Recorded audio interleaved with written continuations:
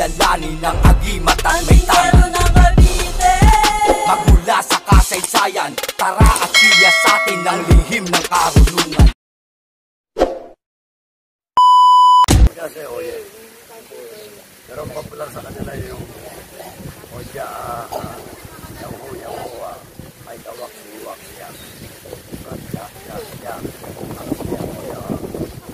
oya, kakuat yaw, asya, tapos pasat at matsaraw, pag pumapasok ng operasyon. Ngayon, sa masak, pipiling ka.